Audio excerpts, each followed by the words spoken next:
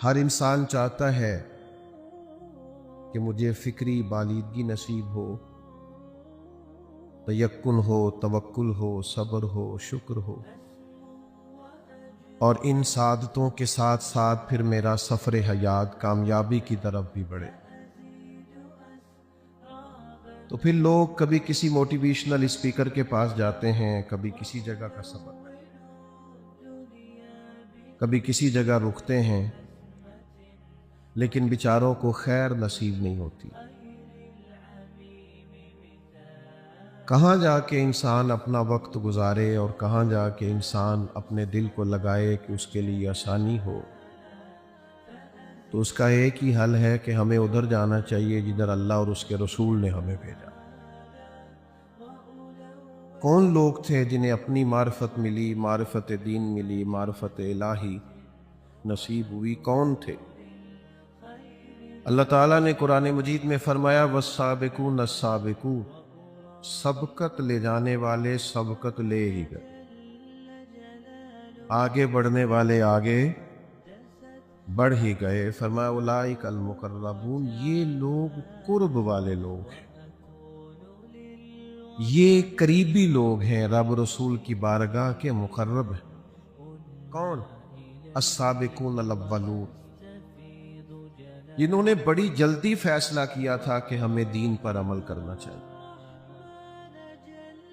جنہوں نے بڑی جلدی یہ طے کر لیا تھا کہ حق کی آواز پر لبیک کہنا چاہیے، جنہوں نے یہ نہیں دیکھا کہ حالات فی الوقت کس طرح کے ہیں اور دنیا میرے بارے میں کیا سوچے گی اور میرے کاروباری معاملات کس طرح کے رہیں گے۔ نیکیاں جمہوری نہیں ہوتی کہ سارے کریں گے تو ہم بھی کریں۔ نیکیاں تو نیکی ہوتی ہیں، جب آپ کا ارادہ بن گیا، سمجھ آ گئی، تو پھر آپ کر گزرے۔ وہ جو بالکل شروع وقت میں دین میں آئے، آغاز میں، اور اس طرح آئے کہ انشراح صدر کے ساتھ پھر وہ آگے بڑھے اور انہوں نے پوری وارفتگی کے ساتھ دین کے ساتھ اپنے آپ کو وابستہ کیا۔ ان میں سے بڑا نام ہے حضرت سیدنا امیر حمزہ رضی اللہ، ایک بڑا نام۔ ایک وقت ایسا ہوتا ہے کہ کسی شخص کے ساتھ بہت زیادہ ہجوم ہوتا ہے، وہ جہاں رکتا ہے لوگ جمع ہو جاتے ہیں، جہاں چلتا ہے لوگ جمع ہو جاتے ہیں، ہجوم ہوتا ہے۔ ایک وقت ایسا ہوتا ہے کسی شخص پر کہ جب اسے کسی ایک دو آدمی کی بھی ضرورت ہوتی ہے تو اتنے سارے بھی اس کے پاس ظاہر موجود نہیں ہوتے۔ جب اللہ تعالیٰ نے اسلام کو بلندیاں عطا کر دیں تو پھر تو وَرَأَيْتَ النَّاسَ يَدْخُلُونَ فِي دِينِ اللَّهِ أَفْوَاجًا، پھر تو فوجوں کی فوجیں دین میں آنے لگیں۔ لیکن وہ آغاز کا وقت جب معاذ اللہ ہر گھر میں دین کے بارے میں پراپوگنڈا ہوتا تھا، جب کوئی دین قبول کرتا تھا تو اس کو تکلیف دی جاتی تھی، ڈھیر ساری سزاؤں، آزمائشوں، ذہنی کوفت سے گزرنا پڑتا، ان مواقع پر جن لوگوں نے کھڑے ہو کر ڈٹ کر دین قبول کیا اور اس طرح قبول کیا کہ دین کے لیے ثبوت ثابت ہوئے، ان میں ایک نام حضرت امیر حمزہ رضی اللہ۔ میرا ویسے سارے جلسوں کے بارے میں رویہ بدل گیا ہے۔ میرا خیال ہوتا ہے کہ یہ جو تھوڑے پیچھے بیٹھے ہوتے ہیں وہ بیان سننے آئے ہوتے ہیں، اور یہ جو آگے بیٹھے ہوتے ہیں یہ مووی بنانے آئے ہوتے ہیں۔ یہ تھوڑا فرق ہوتا ہے، اور یہ دوسروں کی توجہ بھی بعض اوقات تقسیم کر۔ آپ کی مہربانی، اب تو ہم کیمروں سے پریشان ہی بڑے رہنے لگے ہیں۔ کسی ایک گھر میں جائیں، ویڈیو بن گئی تو بیسیوں گھر والے شکوہ کرتے اتھے گیس ہوئے اتھے کیوں نہیں آ سکتے، اے تکو نہ ویڈیو۔ گزارش ہی کرتے رہتے ہیں کہ سادہ ہی بلا لو یار بغیر کیمروں کے۔ مہربانی کریں، ماشاءاللہ اتنے کیمرے چل رہے ہیں، آپ کو ویڈیو مل ہی جائے گی۔ جو قریب بیٹھے ہیں یہ توجہ کریں بات پر، بنائیں ضرور، صرف یہ گزارش ہے کہ سارے ہی نہ اس کام لگ جائیں، کچھ بات بھی سنیں۔ عزیز دوست، بالکل شروع میں حضرت امیر حمزہ رضی اللہ تعالیٰ عنہ بڑے بہادر آدمی تھے۔ جس دور میں اور آپ رہ رہے ہیں نا، اس میں نوجوانوں کی بہت بڑی تعداد ایسی ہے جو قوت فیصلہ سے محروم ہے، یعنی سوٹ پہن لیا ہے نوجوان نے اور 100 آدمیوں سے ملاقات ہوئی ہے اور 99 لوگوں نے کہا ہے کہ ٹھیک لگ رہا ہے، صرف ایک نے کہا ٹھیک نہیں لگ رہا، تو یہ بیچارہ پریشان ہو گیا۔ وہ بھائی 100% نمبر تو ویسے ٹھیک نہیں ہوتے، اس میں تو ویسے شبہ ہوتا ہے کہ شاید چیک کرنے والے نے کوئی جانبداری کا مظاہرہ کیا۔ تو ایک آدمی کے کہنے سے آپ نے فیصلہ بدل دیا، ایک بندے نے کسی بزرگ پر تنقید کر دی تو آپ کا خیال ہے کہ بندہ ٹھیک، ایک آدمی کہہ رہا تھا فلانا بندہ غلط ہے تو آپ نے طے کر لیا غلط۔ فیصلے کی قوت پیدا کریں آپ۔ وہ قائد اعظم محمد علی جناح نے گاندھی سے کہا تھا کہ تیری میری سیاست میں فرق ہے، تو دیکھتا ہے کہ قوم کیا سوچتی ہے اس طرح کی بات کرتا ہے، میں دیکھتا ہوں قوم کا فائدہ کس میں ہے۔ اگرچہ اس وقت قوم اس طرف آنے کو تیار نہ ہو، میں اللہ کی رضا کے لیے وہ فیصلہ کر دیتا ہوں، اللہ لوگوں کے دل ادھر پھیر دیتا ہے۔ سمجھ لیں، بات پر غور کر لیں کہ قوت فیصلہ پیدا کریں۔ آپ جس کو حق سمجھ رہے ہیں، جو درست ہے، اس کے لیے 100% نمبر لینے کی اور ہر طرف سے حمایت لینے کی کوشش نہ کریں۔ ضروری نہیں ہے فوراً سارے لوگ آپ کی بات مانیں۔ اقبال نے کہا تھا میں اس دور کا شاعر نہیں، میں آنے والے دور کا شاعر۔ آنے والے لوگ مجھے سمجھیں گے کہ میں کیا ہوں، مجھ پہ تحقیق میرے بعد کرے گی دنیا۔ یہ بھی ایک شاعر نے کہا، مجھ پہ تحقیق میرے بعد کرے گی دنیا۔ تو بعد میں کئی لوگ جانتے پہچانتے، فیصلہ کریں، ارادہ بنائیں، طے کریں، پھر اس پر ڈٹ جائیں۔ ہو سکتا ہے وقتی طور پر حالات آپ کے مطابق نہ ہو، لیکن وقت آئے گا اللہ تعالیٰ حالات بھی بہتر فرما دے۔ حضرت امیر حمزہ رضی اللہ تعالیٰ عنہ، معروف روایت ہے، آپ سب جانتے ہوں گے، کسی نے آ کے کہا ان سے کہ نبی کریم صلی اللہ تعالیٰ علیہ وسلم کو بڑی تکلیف دی ہے ابو جہل نے۔ ان کو پتا تھا کہ اس وقت ماحول کیا ہے، سارا مکہ کس طرف ہے، سیاسی، وقتی، مقامی حالات کیا ہیں وہ اچھی طرح جانتے، لیکن اسی وقت انہوں نے فیصلہ کیا ابو جہل سے بدلہ لینے کا، اسے سزا دی۔ ابو جہل کہنے لگا کیا آپ بھی ان کا دین قبول کر گئے؟ ایک جملے کے جواب میں انہوں نے فیصلہ کرنا تھا، ایک جملے کے جواب فوراً فرمانے لگے ہاں میں بھی محمد عربی کے دین میں آ گیا ہوں۔ آپ کو فیصلہ کرنا ہے، آپ کو طے کرنا ہے، آپ کو اعلان کرنا ہے۔ ناراض مت ہونا، ساری زندگی ہماری آدھے تیتر اور آدھے بٹیر بنے گزر جائے، دو کشتیوں کے مسافر۔ میں دیندار بھی بڑا پکا ہوں اور دنیا داری سے بھی میری جان چھوٹتی نہیں، میں آستانے پہ بھی جاتا ہوں اور برادری جو مجھے کہے وہ بھی مجھے مجبوراً، تو بھئی ایسا تو نہیں نہ ہوتا درنگی چھوڑ کے یا کرنگ ہو جا، سراسر موم ہو جا یا سنگ ہو جا، گھر تو ایک ہی آباد ہوگا۔ حضرت امیر حمزہ رضی اللہ تعالیٰ عنہ نے وہاں اعلان کیا، فرماتے ہیں میں سوچتا رہا کہ میں اعلان تو کر آیا ہوں، لیکن یہ میں نے کوئی جذباتی فیصلہ تو نہیں کیا۔ صبح آیا، حضور کی بارگاہ میں پہنچا، چند باتیں ہوئی، اللہ نے میرا سینہ اسلام کے لیے کھول دیا۔ حضرت امیر حمزہ رضی اللہ تعالیٰ عنہ مسلمان، میں آپ کی خدمت میں عرض کروں، جب وہ حضور سید عالم علیہ السلام کے لیے نکلے تھے نا ابو جہل سے بدلہ لینے، اس لیے نکلے تھے کہ انہیں اپنے بھتیجے سے بڑی محبت تھی۔ یہ جو ہمارا خاندان ہوتا ہے نا، یہ ہماری اصل ہوتا ہے۔ ہمیں باہر کے لوگ زیادہ پیارے لگتے ہیں، اپنے خاندان والے کم پیارے لگتے ہیں۔ آپ جس سے بھی پوچھ لیں وہ یہی کہے گا کہ نہیں رشتہ دار نہیں ٹھیک، باہر والے سارے ٹھیک ہیں۔ اچھا جس سے آپ نے دوستی کیا اس سے بھی پوچھ کے دیکھیں، وہ بھی خلاف ہی ہے رشتہ داروں۔ حالانکہ نبی پاک علیہ السلام نے فرمایا اگر تم چاہتے ہو رزق میں بھی برکت ہو جائے، عمر میں بھی برکت ہو جائے، رزق میں بھی برکت ہو جائے، اور ادھر دیکھو میری طرف، یعنی عمر بھی لمبی ہو، برکت والی ہو، رزق میں بھی برکت ہو۔ یا رسول اللہ کیا کریں؟ فرمایا اپنے رشتہ داروں سے اچھا سلوک کرو، یہ وظیفہ ہے رزق اور عمر بڑھانے۔ رشتہ داروں کے ساتھ صلہ رحمی کرو۔ یہ بھتیجے بڑے پیارے ہوتے ہیں، بھائی بڑے پیارے ہوتے ہیں۔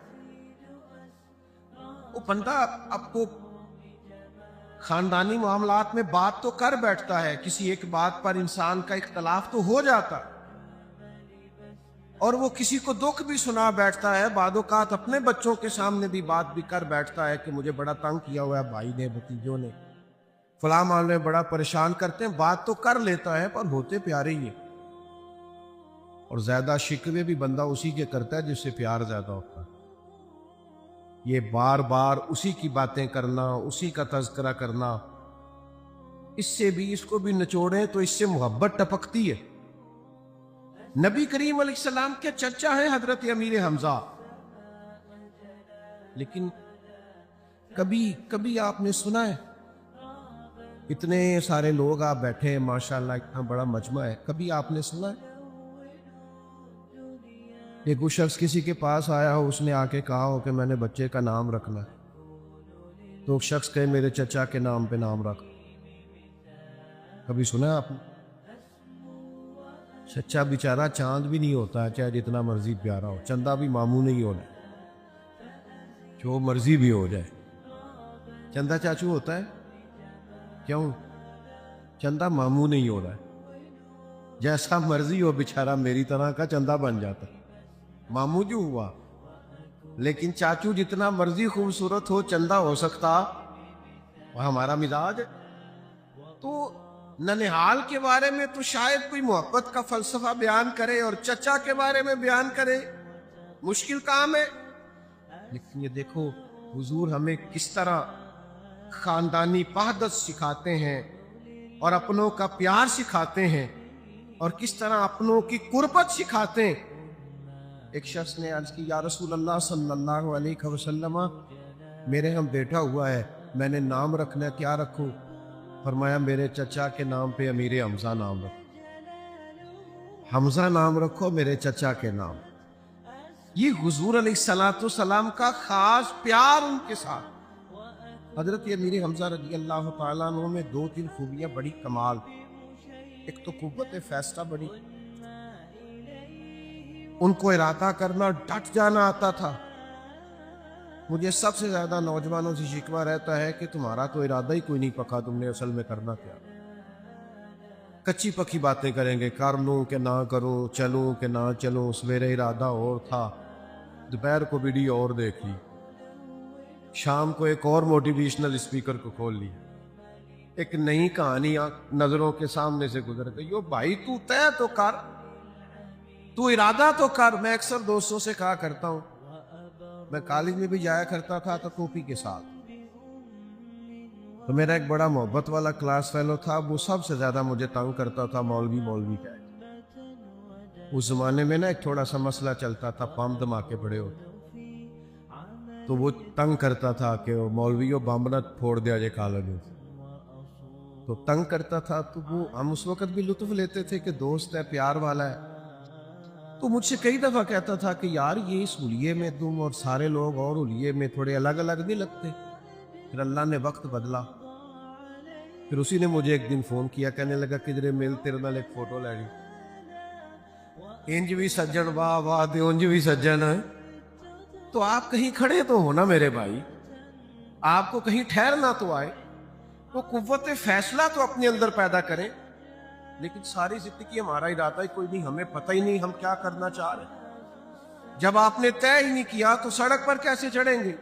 اور نہیں چڑھیں گے سڑک پر تو منزل کیسے آئے؟ تو حضرت امیر حمزہ میں قوت فیصلہ بڑی۔ دوسری بات یہ بھی کہ حضرت امیر حمزہ بہادر بڑی۔ دنیا میں دلیر آدمی تھوڑا کم بھی جی لے تو اس کی داستان قائم رہتی۔ بہت لمبی عمر نہیں پائی حضرت امیر حمزہ، لیکن دلیر تھے، جری تھے، بہادر تھے۔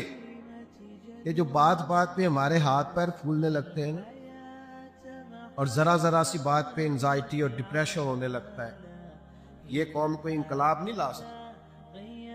یہ ذرا ذرا سی بات پہ گھبرا جانا اور 2 4 5 آدمیوں کا بھی پریشر لے جانا، اس سے کبھی انسان آگے نہیں بڑھ سکتا۔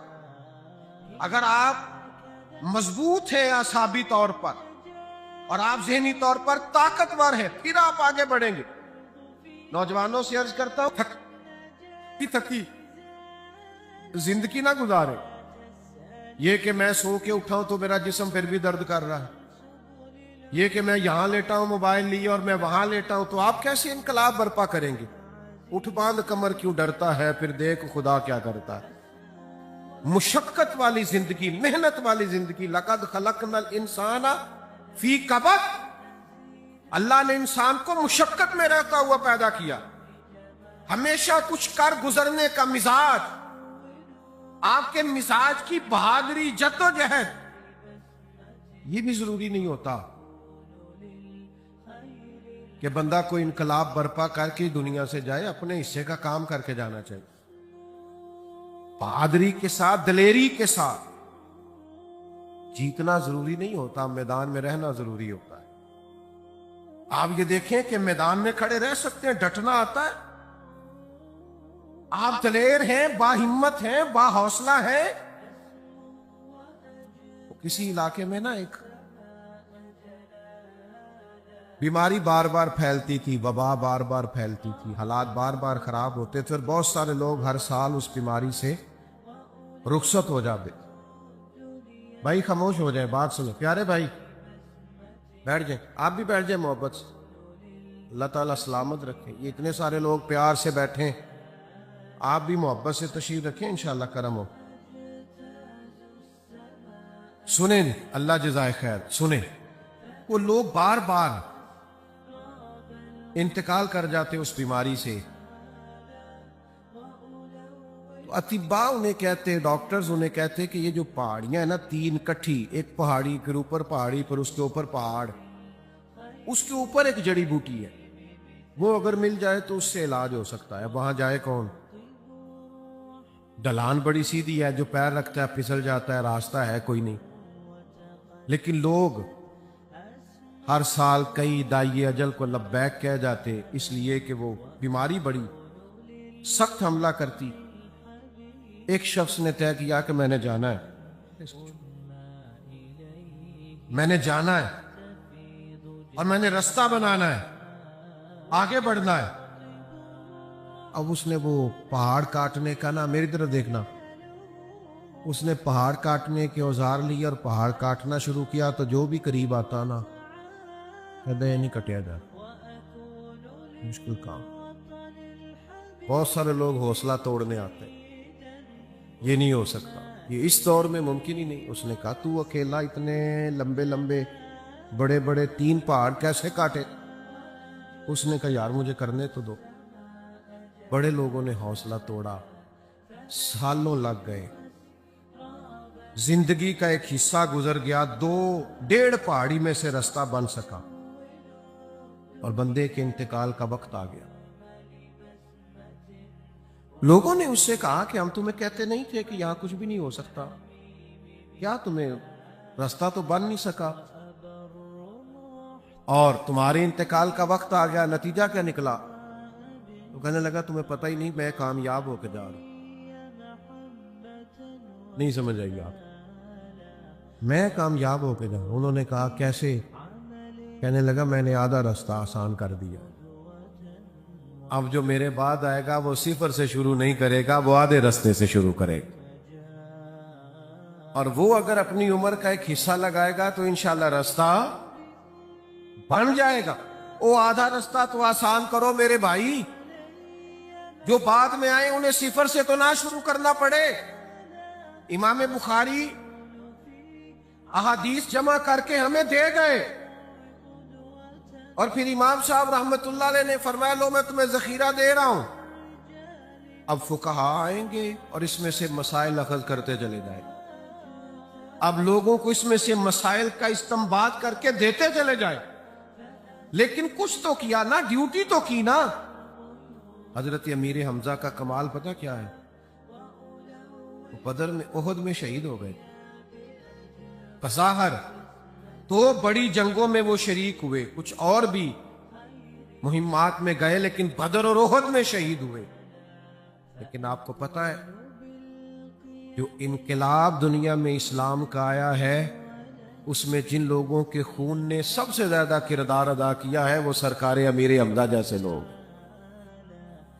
کردار ادا کیا ان لوگوں، اور کامیاب کردار ادا کیا۔ دلیروں کے ساتھ میدان میں نکلتے، دلیروں کے ساتھ،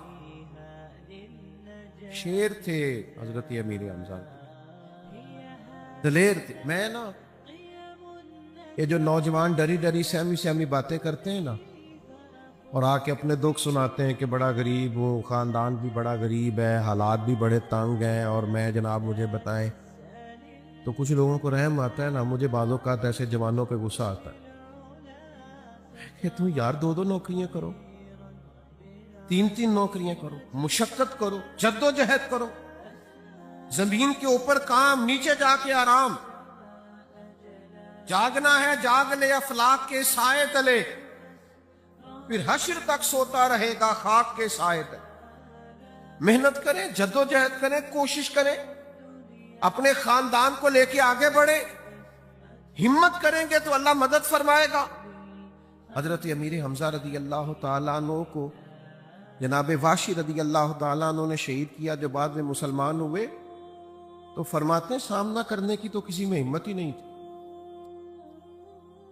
آپ اللہ کرے آپ میری بات سمجھیں، سامنا کرنے کی تو ہمت ہی نہیں تھی جناب امیر حمزہ کی جنگ میں کوئی سامنا کرے۔ آپ فرماتے ہیں میں نے شہید کیا تو میں بھی پہاڑی کے پیچھے چھپ کے بیٹھا تھا، اور وہ گزرے تو میں نے پیچھے سے ان پر وار کیا، اور ان کو زخم لگا، نیزہ لگا، گرے، لیکن اتنے باہمت تھے، پھر اٹھ کے کھڑے ہو، پھر اٹھ کے، لیکن ظاہر ہے خون بڑا بہہ گیا تھا، وجود نے ساتھ نہ دیا۔ جسم تو اگرچہ زمین پہ تشریف لے آیا، لیکن ذہنی طور پر وہ طاقتور، وہ ابھی بھی کھڑے تھے۔ ہمارے ہاں کتنے مریض ہیں جو جسمانی طور پر اتنے مریض نہیں ہوتے جتنے ذہنی طور پر بیمار ہو جاتے، اتنی تکالیف نہیں ہوتی جتنا انہوں نے سر پہ سوار کیا ہوا ہوتا، اتنے مسائل نہیں ہوتے، دکھ نہیں ہوتے جتنا وہ بیچارے رو رو کے اس کا اظہار کر رہے ہوتے۔ ذہنی طور پر طاقتور ہو کے جینا، یہ سبق ہے حضرت امیر حمزہ رضی اللہ تعالی، اور بہادر وقت گزارنا دلیری کے ساتھ۔ آپ کو پتہ ہے آج لوگ کلمہ حق نہیں کہہ سکتے، دو چار دنیا دار بھی ہمارے سامنے آ جائیں تو ہم نہیں بات کر سکتے، مال کا بھی ہم پہ پریشر ہوتا ہے، دو چار اچھی گاڑیوں کا بھی ہم پہ روب آ جاتا ہے، دو چار پانچ آدمی ہوں جو کہیں میں چھوٹا سا آفیسر ہوں تو اس کا بھی ہم پہ روب آ جاتا ہے۔ ہم کھل کے جیتے نہیں، ہم پریشراز۔ ہمارے ایک بزرگ تھے حضرت مولانا عطاء المصطفیٰ صاحب جمیل رحمۃ اللہ علیہ، تو ان کے دادا اعلیٰ حضرت کے خلیفہ تھے۔ میں نے ان سے کہا اپنے بزرگوں کی کوئی بات تو سنائے، تو کہنے لگے وہ مجھ سے کہا کرتے تھے کہ تمہیں کوئی مولوی کہے نا تو پریشان نہیں ہونا، یہ ہمارے لیے شرم کی بات نہیں، ناز کی بات ہے۔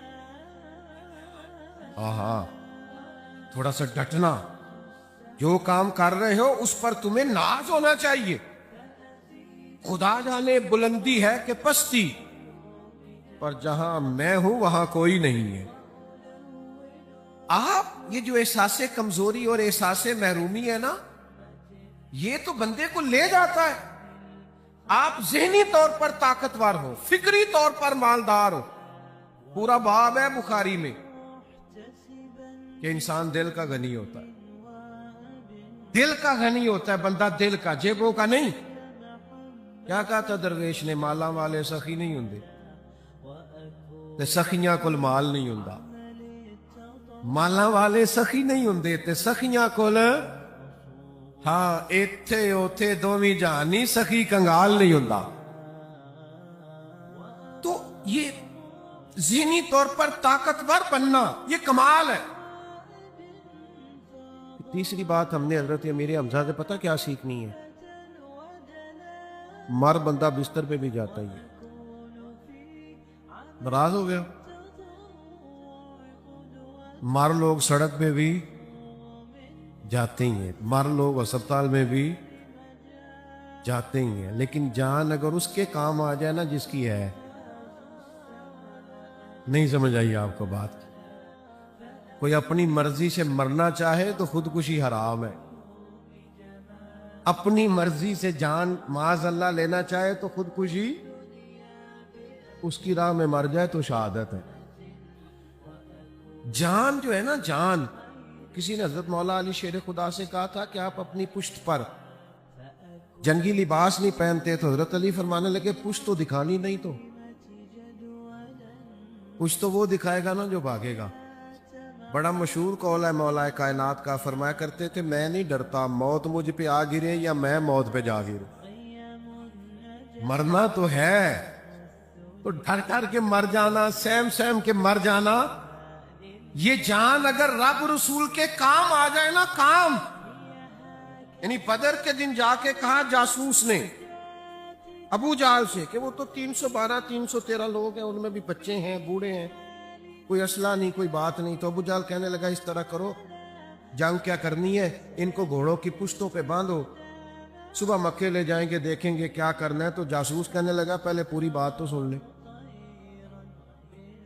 बंदे 313 हैं और मैं रात को गया था जासूसी करने, ज्यादातर मुसल्ले पे बैठे और दुआ सारे शहादत की मांग रहे थे। सब कह रहे थे मालिक अभी यार आप हमारा ताल्लुक उस जमात से है जो बाप और बेटा हजरत खुजामा और हजरत साद कुरान अंदाजी करते थे। बाप कहता था मैंने जंग में जाना है, बेटा कहता था मैंने जंग में जाना। कहा कुरान अंदाजी ना कर ले, जान पावे ना जान मेरे महबूबा, मैं लगियां तोड़ नभेसा, राह तेरे विच रुल के मरसा, ते कदम ना पिछा हटेसा, शहर तेरे दे टुकड़े मंगसा, ते तेरे कुत्तियां दे पैर चुमेसा, सजना जान अमानत तेरी, तू जदों मंग सै मैं पेश करे सा, जब है ही तेरी तो जब तू तलब करेगा पेश कर देंगे, हमारी है ही नहीं है उसकी। तो मेरे भाई आप इस जान को रब रसूल के हवाले कर दे, ये ड्यूटी लगा दे दीन के लिए, आप काम लगा दे। हुजूर ने फरमाया जिसके दिल में कभी शहादत की आरजू पैदा नहीं हुई वो तो मुनाफिक का दिल है। ये तो आपके अंदर तड़प, मेरे अंदर तड़प होनी चाहिए। तो भाई ये जान की खातिर बुज़दिलों की तरह का वक्त गुजारना, इससे बंदा कमजोर हो जाता है। आप बाहिम्मत बने, ज्यादा बातें नहीं करनी, चूंकि मुख्तसर बात करने के कायल है। एक बात की तरफ और बड़ा जरूरी आपका इशारा कराना और फिर बात को समेटना है। शोहदाए उहद जो है ना, उनके मज़ारात पर मेरे नबी करीम अलैहिस्सलाम बड़ी मोहब्बत से जाया कर, फिर खुलफाए राशिदीन भी जाते। और शेख मुहक्किक रहमतुल्लाह अलैह फरमाते हैं जो इनको सलाम करे ये जवाब भी अता करते। हाँ कि मैंने पिछले दिनों एक बात की थी कि यहाँ मशाइख बैठे हैं, मैं देख रहा हूँ किबला शाह साहब भी सामने बैठे हैं और भी काफ़ी हज़रात, सैयद साहब भी माशाल्लाह तशरीफ़ ले आए। हमारे यहाँ ना एक और भी मसला बन गया। शुहदाए उहद के बारे में आयात आई थी कि इनको मुर्दा गुमान भी ना करता, ये जिंदा है। लेकिन आप बुखारी शरीफ देखिए, हुजूर वहां जाते तो इनकी मगफिरत की दुआ फरमाते। बात की समझ आ रही है? उनकी मगफिरत की। ये जो बाज जगहों पे रिवाज बन गया ना कि पीर साहब चले गए हैं तो बख्शिश की दुआ नहीं हो सकती, बुलंदी दर्जात कहो, बुलंदी दर्जात कहो। ओ खुदा के बंदे ना ऐसा कर, मेहरबानी कर, अगर शुहदाए उहद के लिए बख्शिश की दुआ हो सकती है तो तेरे पीर के लिए भी बख्शिश की दुआ हो सकती है। इतने दूर ना जाए, मेहरबानी करें, जहां तक बात है वहां तक। अच्छा, कुछ लोग मुझे बड़े घूर घूर के देख रहे हैं, हालांकि मैं बिल्कुल सही बात कर रहा हूं और दलील से कर रहा हूं। वो मेहरबानी करें जी, दुआ करें जी बुलंदी दर्जात की। ओ मेरे भाई, तू बख्शिश की दुआ कर, इस्तिगफार तो नेक लोग भी किया करो। क्या आपने वो रवायत नहीं पढ़ी कि करीम फरमाते हैं मैं दिन में 100 बार इस्तिगफार करता हूं? तो मज़ारात पर जाना ये तो हुजूर अलैहिस्सलाम का तरीका है, सरकार जाते थे। बस मेहरबानी करें, ये जो गैर शरई तरीके हमने शुरू कर लिए हैं ना, मलंगों ने, तलंगों ने, और कुछ खवातीन का कुछ मिजाज इल्ला माशाल्लाह दुरुस्त नहीं है, इससे बचें। आला हज़रत बरेलवी ने लिखा है मज़ार से 4 हाथ दूर खड़े रह के फातिहा पढ़ें। तो मेहरबानी करें, जो तरीका हमारे बुजुर्गों ने हमें दिया, मेरा ख्याल है उससे आगे बढ़ने की हमें जरूरत नहीं है। कमजोरी ना दिखाएं, मज़ारात पर जरूर जाएं, बुजुर्गों के वसीले से दुआ जरूर करें। लेकिन कोई ये जो आज हमारे रवैयों के अंदर बात चीजें जो हलाल ने शामिल किया हैं, ये थोड़े से लोग हैं भी अनपढ़ जाहिल, इनसे बचें।